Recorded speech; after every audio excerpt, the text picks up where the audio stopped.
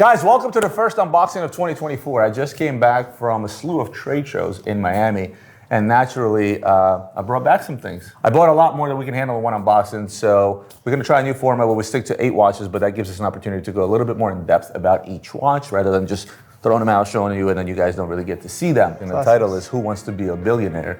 So stay tuned till the end and find out why I named it this way.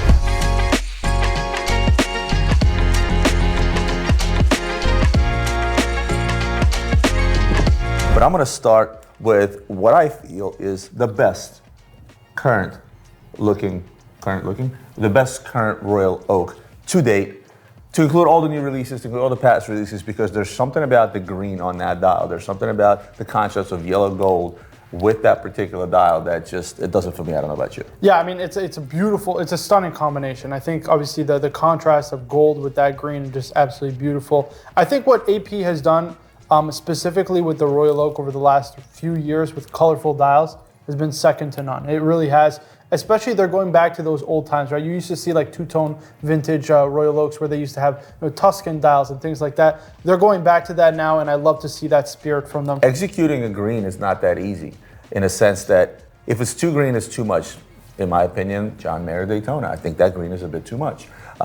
If it's not green enough, you don't see it. It looks black. I.e. the 5711 Patek that they made with the green dial. Even like a Cartier Santos, you know, Cartier Santos, this is just very dark green. Yeah. Very dark. This, I think, is a perfect combination in terms of color and shine. Yep. Right? It's just shiny, but not too shiny. It's just enough of a green to see that it's green, and the way it bounces off yellow, but like this would not have the same effect against a rose gold, if you ask me. I agree, and it pops, but it's still very discreet. You know what I mean? You get the precious metal look without being overly gaudy and ostentatious. Oddly enough, you know, since now this watch at one point when it first came out of the gate, people were willing to pay as high as $400,000 for it. It's a limited edition, though. It is a limited edition, right? Yeah. But people were willing to pay as high as $400,000. I remember the first one where it was sold out of the gate was about $135,000, and they slowly went up. Then the craze happened during COVID, and it kind of went. But oddly enough, this is the one Royal Oak that didn't really suffer the fate of some of the other regular ones. This one still trades around $250,000, and you'd be hard pressed to find one, which is why I bought it. Now next, one of the things that I actually managed to pick up is I actually managed to go back in time, at the time where I was specializing in limited edition offshores, and I'm gonna show you what was the top price selling limited edition offshore of its time, and that is going to be the Platinum Grand Prix. Now the Platinum Grand Prix was one of the trios that AP made. When they made limited editions, most of them were done in trios, at least the most popular ones. The difference is that the Grand Prix was actually done in carbon, rose gold, and platinum, which is this. This was the one that sold for the most amount of money because it was the most attractive out of them all. Grand Prix carbon had a lot of success initially until people realized that it gets beat up too easily because of the carbon bezel and the full carbon case. Sure. Later, you could send those back, and AP would actually put a ceramic bezel on this for you. The rose gold wasn't the biggest seller because it wasn't as attractive.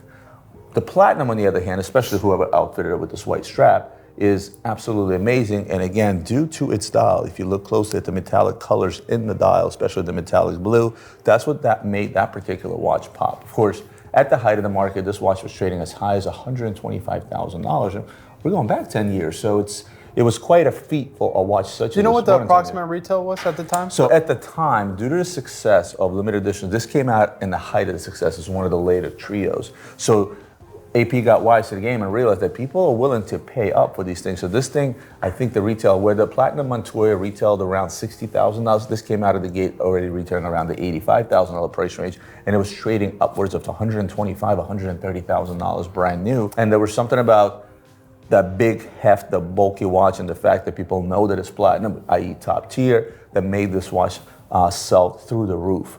Now, fast forward to the 2008 crash, pretty much everything went down, included the limited edition. Over time, these pieces started going down in value, got down to value that was fairly cheap. And over the last year or two, I started seeing a pickup in the right direction, rightfully so, because again, as much as AP makes a lot of limited editions, at the same time, they don't make a lot of limited editions in comparison to some of the other brands like Hublot, for example, right? But the Grand Prix was the one that was selling for the most amount of money at the time. Limited edition offshores were all the craze. And I think we're coming back to that, which is why I found myself picking them up to include another one. And speaking of limited editions, like this is one that is one of the later, this is post the craze, this is one of the later limited edition offshores that came out. One of those that sort of come out quietly. This is the one that was done for Qatar's 135th anniversary.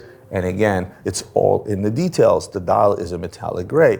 You now have a more modernized ceramic bezel. You have the ceramic pushers and ceramic crown. So this is something they came post that sort of carbon craze and so on and so forth, but it still stays in line with what AP does best, and that is use of materials. I think they're the pioneers in pretty much every material you see out in the watch there, be it rubber, be it carbon, be it carbon fiber layouts like on a Montoya, be it specific dials, be it ceramics, et cetera, et cetera. And I think one thing that AP doesn't get enough credit for is they are such a master of design. You have two watches that are the same genre, same watch, and yet look so wildly different, wear so wildly different. Obviously one being much lighter, one being much heavier, and yet both work in a collection together. When they came out with this, they were guaranteed to sell them out based on the success of the previous trios, i.e. Montoyas, Barrichello, 𝗙𝗏𝗄𝗎, and then Grand Prix, right? Any trio that they came out with sold out instantly, right? Even the JC. And now any of these quote unquote regional or boutique ones, right, that they come out with, they're almost guaranteed to sell them out. And the reason for that is because when you're creating something for Qatar's 135th anniversary, and it goes into a Qatar boutique, it's guaranteed to sell out because the people that are local to that are going to want that watch regardless. Yeah, and they always tend to do something special. Like even Adrian has said, one of his favorite offshores, and the one that he kind of puts the most stock in as like a future collectible is a carbon ginza, right? Which ginza being is for the Japan boutique, right? And that's the idea, is they put so much thought and emphasis into making these special editions. You have Rome for the Swiss boutique. You have Monte Napoleone for the Italian boutique. You can pretty much pinpoint any boutique or any big dealer on a map going in the past, whether they existed or not, and they made a limited. Even my friend Bobby, the owner, the guy that owns 𝗙𝗏𝗄𝗽 Luxe, used to be East Coast Jewelry. There was an East Coast Jewelry piece made for him specifically for his 20th anniversary. He was one of the guys that helped Francois bring AP to the table back in the day, and they really managed to jump on a bandwagon of the success of limited edition offshores and not make too much. This is where Hublot took a wrong turn. Hublot soccer, Hublot Ferraris. They get this contract, but whether it's with soccer, whether it's with Ferrari, whether it's with the Lingui later on. Yeah, even with and ambassadors. they make too many. And even with ambassadors, right? They do this all the time. 3, 4, 5 editions with ambassadors. Just exactly. When I bought this, and I showed this to Adrian, Adrian's exact words were like, "What the is this?" Right? Now, there's a story behind everything. As it stands, your classic Calatrava from the 70s. You're talking, or gondola, I should say, from the 70s. This is early 70s. Nice clean watch, original buckle, laser strap, in great condition. As is, that's about a $10,000 watch. And you know, there's a market for those, and I tend to buy those because this is part of that low-key, flex, if you will. Sure. The other reason I bought it is because right now we're kind of going backwards in size. There's a big trend in smaller tank-like watches, and this is a tank-like watch. It's very similar to Cartier, wouldn't you agree? Yeah, absolutely. But the main reason I bought this watch, and was really caught my attention, because I pretty much paid top dollar for it, was unfortunately I don't have all the bells and whistles that it came with. It's actually being shipped to us, but I do have pictures of it.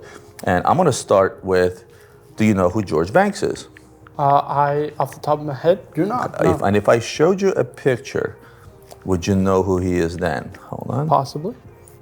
Definitely no, it does not. Okay, well, you're too young. Mary Poppins. Okay. Original Mary Poppins, okay? He's the Pops in Mary Poppins, right? He's an English actor who unfortunately passed away 3 years ago. May he rest in peace. And that watch actually belonged to him. Now, this one? Yes. No way. Now, a lot of people are going to be like, oh, wait a minute. Well, prove it. So the dealer that I bought it from, again, unfortunately, I don't have the bells and whistles here, but we can throw them up on the screen.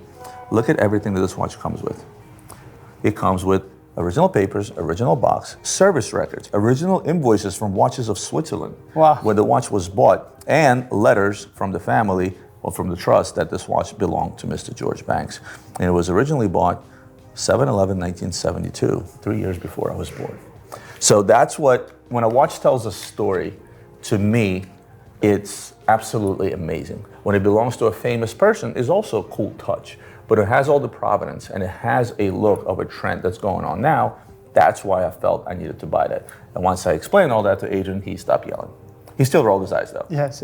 He still rolled his eyes. Let's get a little heavy duty, right? One of the heavy hitters I went with was the platinum double tourbillon from Breguet. Let's wind it. We got to show this thing working. Show this off. 1 second. There we go. Now, most will make the mistakes, myself included originally, is that this is an orbital tourbillon. It is not. Although the main plate does turn in 12 hours, that's simply aesthetics. It's for looks because your watch will literally change the way it looks because the 2 tourbillons will go around every 12 hours. But the double tourbillon with this has a hell of a functionality. I'm gonna let Marco jump in on that one. Yeah, I mean, it's two tourbillons operating simultaneously. Obviously, the difference in the beat rates of both tourbillons are equated rather with what's called the differential, right? So the idea being if one tourbillon operates at +2, the other at -2, then those will operate through the differential and create that imbalance of 0 seconds per day, right? It'll be perfect. To put it in layman's terms, no different than a differential in a car. Yeah, exactly. A differential in a car. Even you'll see this with 2 balance wheels. It's something that's been done before, but this has been a staple of part of Breguet's collection, I want to say since the early 2000s. And I think they really master this, right? Like others try to do it. 𝗙𝗿𝗄𝗎𝗄𝗎 has a nice double tourbillon, but I don't think it's it doesn't have the same provenance because it comes from the brand that invented the tourbillon. That's what you literally took the words out of my mouth. Like that's the thing, right? It's like you're looking at a piece of art and it has the history to back it up. And I think it's as good as it gets, really. I am going to say one thing is that the retail is hefty price tag. Another reason I bought this watch, outside of it being a horological marvel, outside of the fact that I feel like you don't have a lot of options when it comes to a large watch from Breguet. Yep. This watch is thick. Yep. Well, it needs the real estate, obviously. It's also large in diameter. It's fairly heavy in platinum. Retail price tag, $600,000. Yeah, it's a big boy watch. But one of the reasons I bought it is because sometimes, and it is unfortunate, but also fortunate for guys like us and the consumers at the end, is that these can be had at a deal because this watch trades at about $250,000 today, which is less than half price of its original retail value. Yeah. And that's one of the bigger reasons I picked up. One of the pickups in here was actually you while I was gone, and that was from your favorite brand. So I think this is a nice watch of all the unboxing. Look, notice how excited. He's being honest. Well, he's being honest because this is his favorite brand. He's biased. You know, I'm going to say AP. And he's going to say Vacheron because this is his favorite brand. But this isn't just any Vacheron. I'm going to unbox it, I'm going to open it, and I'm going to let Marco geek out all over it because I know that this would be like a Grail watch. Yeah, no doubt about it. This is actually a brand new watch they released 2022, 23. It's the open-worked tourbillon overseas.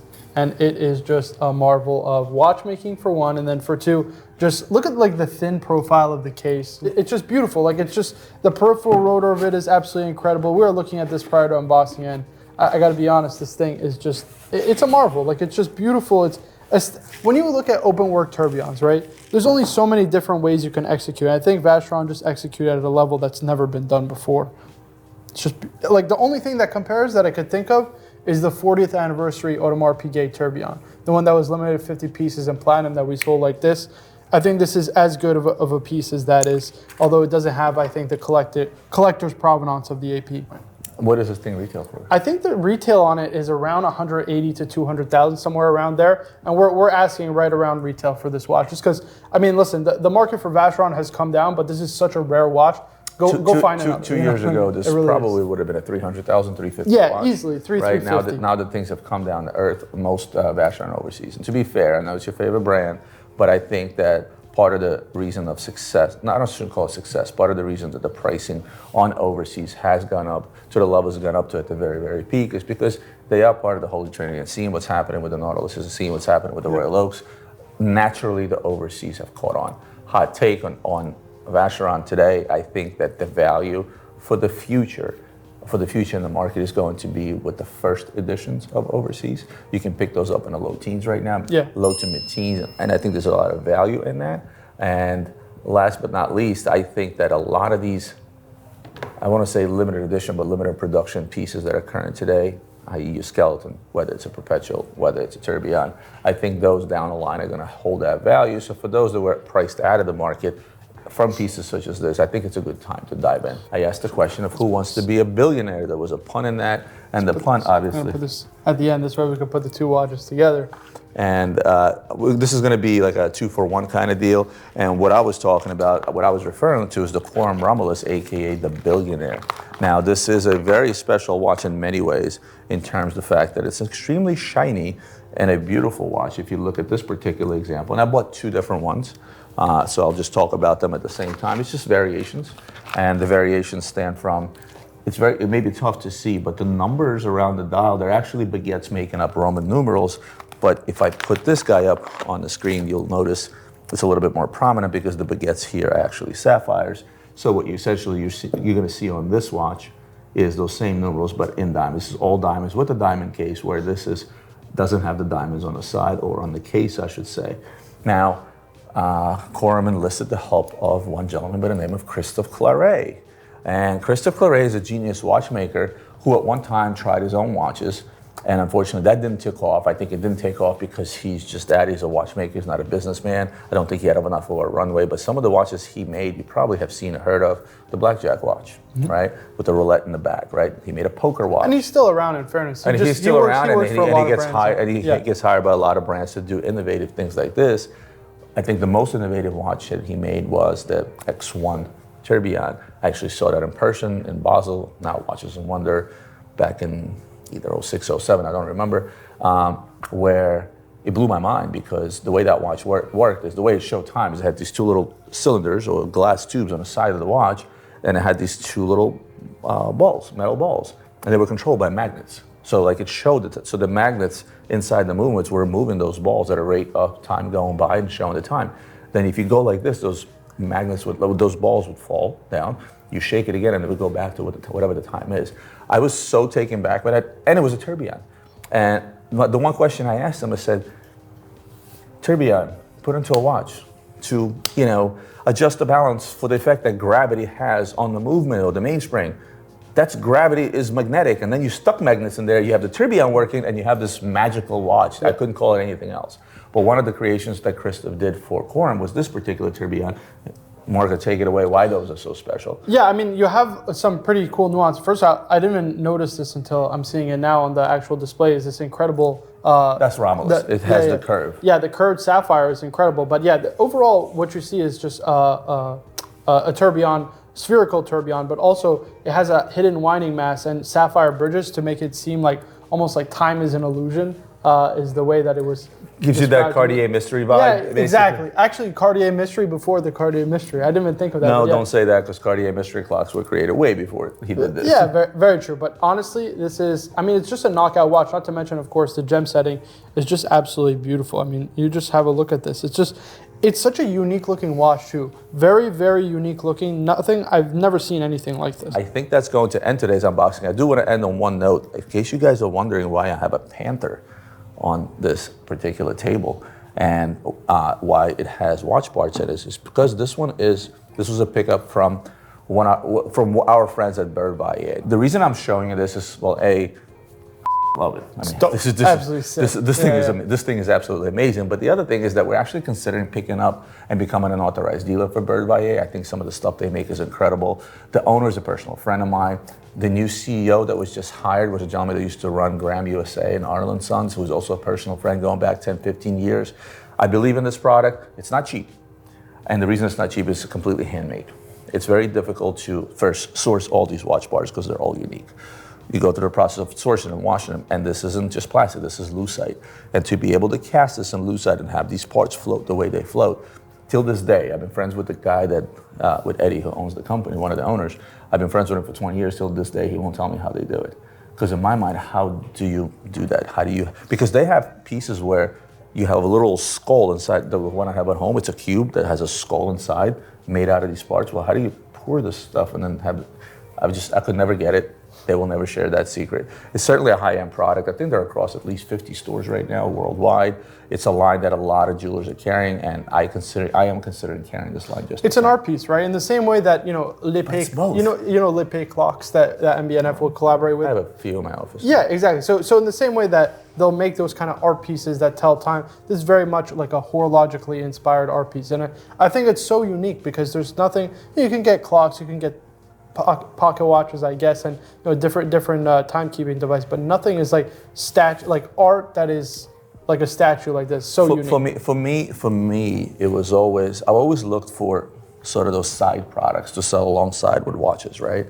Jewelry was the obvious choice, but that's not really a side product. This is a great side product for those that like to buy watches. Guys, I wanted to thank you so much for tuning in. Marco, thank you so much for joining me. We'll like, comment, share, subscribe, and we'll see you in the next unboxing. Absolutely.